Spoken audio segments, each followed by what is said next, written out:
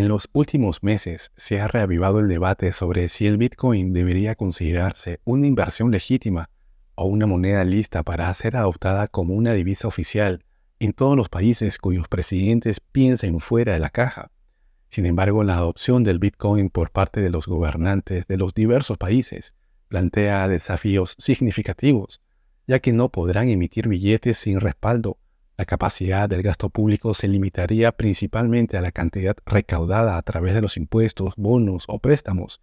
Reducirían sus oportunidades para hacer negocios ilícitos y no podrían evadir su responsabilidad en su gestión respecto a obtener resultados concretos en términos de salud, educación y productividad a favor de sus compatriotas. Esto implica que el presidente saliente ya no podría evadir su responsabilidad y transferirla al próximo presidente entrante, ya que este último se verá obligado a cobrar la cuenta a todos los compatriotas que con su silencio cómplice avalaron la pésima gestión del gobierno anterior. Por lo tanto, cobrar la cuenta es la única manera de poner en orden cierta parte de la casa, tal como está sucediendo con el presidente Javier Milei. Pero todo sería tan maravilloso si se adopta el Bitcoin como una moneda de curso forzoso. Recordemos que el presidente Javier Milei ya expresó su respaldo al Bitcoin, pues esta criptomoneda surgió como una iniciativa del sector privado dirigida a los ciudadanos, ya sean empleados o empresarios, quienes son el sector privado. El Bitcoin lo que está representando es la vuelta del dinero a su creador originario, que es el sector privado. Incluso el presidente Javier Milei subrayó que el origen del dinero se remonta a la iniciativa privada, destinada a abordar desafíos comerciales, de seguridad, portabilidad y logística. Pero lamentablemente el control del dinero se mantuvo en manos del sector privado hasta antes de 1445. El dinero es una invención del sector privado para resolver problemas, digamos, de lo que tiene que ver con, en una economía de trueque sería la doble coincidencia y la indivisibilidad, y después aparece el papel, digamos, como una cuestión de portabilidad.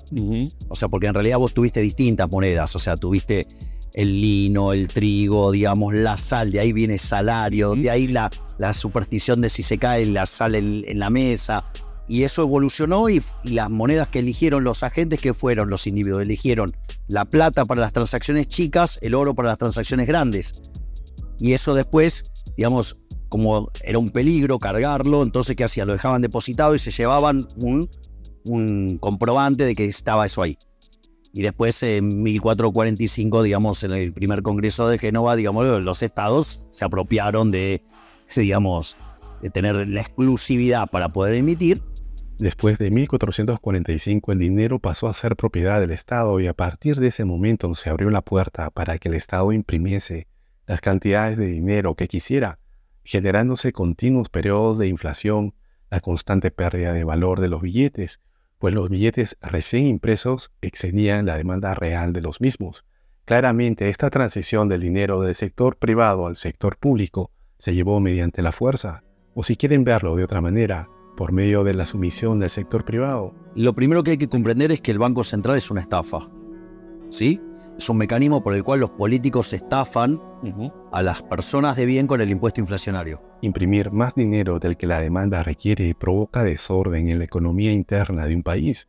Como lo expresaba el economista Milton Friedman, no hay almuerzo gratis y alguien debe pagar por ello. En este caso, la consecuencia perjudicial es el empobrecimiento gradual de los ciudadanos y empresarios, quienes pagan la factura de los políticos irresponsables a través del impuesto inflacionario, que es un concepto económico que se refiere al impacto de la inflación en el poder adquisitivo de una moneda. Es decir, la inflación es el aumento escalonado de los precios de todos los bienes y servicios dentro de una economía durante un cierto periodo de tiempo, debido a que el Estado hizo uso de su poder de emitir billetes sin respaldo, lo que aumenta la base monetaria y genera un exceso en la oferta de aquella divisa. Comúnmente el Estado aprovecha esta emisión de billetes para solventar parte de su deuda o llevar a cabo políticas públicas utilizando billetes recién impresos que tendrán menor valor cuando los precios de los bienes y servicios aumenten. Y aquí surge la controversia, ya que aunque el presidente Javier Milei sigue la corriente del pensamiento de la escuela austriaca, y a primera vista hay elementos razonables que respaldan la idea que el Bitcoin podría ser una opción para reemplazar al peso argentino, varios seguidores de esta corriente argumentan que permitir el uso del Bitcoin en transacciones cotidianas en Argentina sería absurdo, ya que la criptomoneda carece de varios requisitos que la harían elegible. A pesar de la incertidumbre en torno al futuro del Bitcoin, el presidente Bukele no dudó en enviar una misión diplomática para dialogar con el recién electo presidente Javier Milei respecto a la adopción del Bitcoin. Surge la interrogante: si esta iniciativa responde a un auténtico interés por sumar a otro país al uso oficial del Bitcoin, o si más bien obedece a la intención de impulsar el aumento del precio de esta criptomoneda. Es importante señalar que después de que el presidente Bukele decidiera invertir en Bitcoin utilizando fondos provenientes de los impuestos cobrados a los salvadoreños, el precio de la criptomoneda sufrió una caída de 56%. Además, hay testimonios de microempresarios salvadoreños que expresan su insatisfacción por verse obligados a utilizar Bitcoin en las transacciones, ya que la volatilidad de esta criptomoneda les está generando pérdidas considerables por el simple hecho de almacenar este activo en sus billeteras digitales, cuando hay una prolongada tendencia bajista.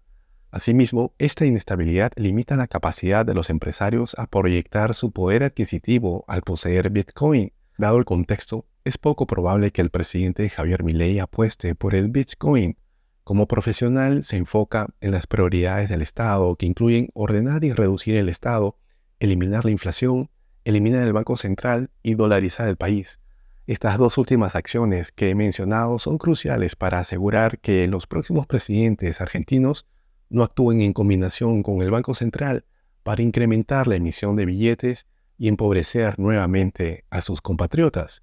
Sin embargo, estas iniciativas requerirán de varios años para mostrar resultados positivos, por lo menos hasta el término del periodo del presidente Javier Milei, es decir, 4 años. Hoy mi máxima prioridad es terminar con la hiperinflación. Hoy la inflación en Argentina viaja al 1% diario. Eso quiere decir que la inflación está viajando al 3.678% anual. Estamos totalmente abocados en terminar con la inflación, de evitar la hiperinflación. De ahí que hicimos un programa hiperortodoxo con un fuerte ajuste fiscal para llevar el déficit financiero a cero. Entre sus objetivos también se encuentra la reducción de la carga tributaria, que dicho de otra manera, implica disminuir los impuestos que una persona o empresa debe pagar en relación a sus ingresos netos. La carga tributaria puede ser entendida como la proporción de los ingresos destinados al pago de los impuestos. Estas acciones tienen el propósito de generar superávit fiscal en Argentina, es decir, que el país empiece a tener dinero para financiar sus gastos. También el presidente Javier Milei fue muy enfático al decir que no promoverá la adopción de criptomoneda alguna en Argentina. En un meeting a cielo abierto, Javier Milei desde un atril les dijo a los asistentes: tengan la seguridad que no promoveré el uso de ninguna criptomoneda, porque los políticos corruptos tienen los dedos manchados. La adopción del Bitcoin o cualquier otra criptomoneda en un país se convierte en un arma potencial para un político irresponsable o corrupto, ya que podría utilizarla para pervertir el sistema, identificar rápidamente a aquellos que obtienen más dinero y realizan más transacciones, confiscar selectivamente el dinero de sus enemigos. Además, con el respaldo de la inteligencia artificial podría identificar sectores o subsectores económicos en los que aumentar los impuestos o nacionalizar los ahorros, entre otros. Por ejemplo, podría implementar una medida en la que, en aras de la justicia social, se establezca un límite de ahorros, como por ejemplo que nadie pueda ahorrar más de $500 o su equivalente. Contrario a la postura actual del presidente Javier Milei, quien ha expresado que en su gobierno no promoverá el uso del dinero digital, el ex candidato presidencial Sergio Massa sostuvo que el dinero digital debería ser utilizado para rastrear con precisión las transacciones de cada individuo, facilitando la recaudación de los impuestos, sin pasar por alto a ninguno. Por eso es tan importante, y por eso es importante ir a la moneda digital, porque en realidad lo que hace es que tu billetera digital obligue a las empresas, que muchas veces eluden o evaden impuestos, a tener que declarar lo que te ven. Las preguntas inmediatas que surgen serían: Y luego, cuando el Estado ya no tenga de dónde exprimir a la población, ¿qué seguirá? ¿La confiscación de los aportes para la jubilación? ¿La confiscación al exceso de los ahorros? ¿Impuestos a las transacciones? Les recuerdo que en el año 2007 los políticos corruptos de Perú idearon la manera de sacarles dinero a los ciudadanos y promulgaron una ley llamada Ley para la Lucha contra la Evasión y la Formalización de la Economía. Los ciudadanos se enfadaron, pero inmediatamente el ministro de Economía los llamó a la calma, pues se comprometió en reducir este impuesto de manera escalonada para que en unos 3 años llegase a cero. Bueno, ya han pasado 17 años y ese impuesto continúa hasta el día de hoy. Los peruanos ya se han acostumbrado a que el Estado les meta la mano en el bolsillo y los resultados contra la lucha de la evasión han sido cero. Reflexionemos. ¿Qué culpa tiene un ciudadano peruano que al recibir un depósito en moneda nacional o extranjera el banco le descuente de manera inmediata una parte proporcional del dinero recibido? ¿Y qué culpa tiene un joven que retira dinero para comprar un PlayStation y el banco le descuenta el proporcional del dinero retirado? ¿Y por qué un peruano que quiera comprarse un vehículo y realice una transferencia bancaria al concesionario, inmediatamente el banco le retiene el proporcional de ese impuesto? No creo que los argentinos quieran comprometer su libertad y futuro optando por una moneda digital que esté bajo la propiedad del Estado, ¿verdad? La digitalización del dinero que esté en poder del Estado es una manera muy poderosa para ampliar las garras de la extorsión. Entonces, si el lema del presidente Javier Milei es devolver la libertad a los argentinos y asegurarse de que esta libertad perdure en el tiempo, sería absurdo proporcionar herramientas a los futuros presidentes argentinos que pudieran corromper el sistema. La prosperidad, abrazar la idea de la libertad. Mi modelo es la Constitución de Alberdi de 1853.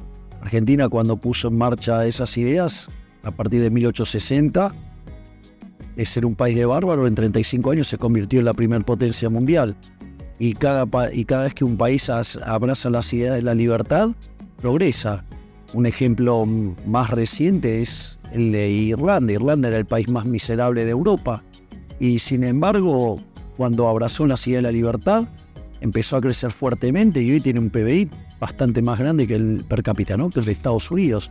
Entonces, es como que es la fórmula de la prosperidad, abrazar la ideas de la libertad. En resumen, la adopción de una criptomoneda traería consigo ventajas, pero también desventajas.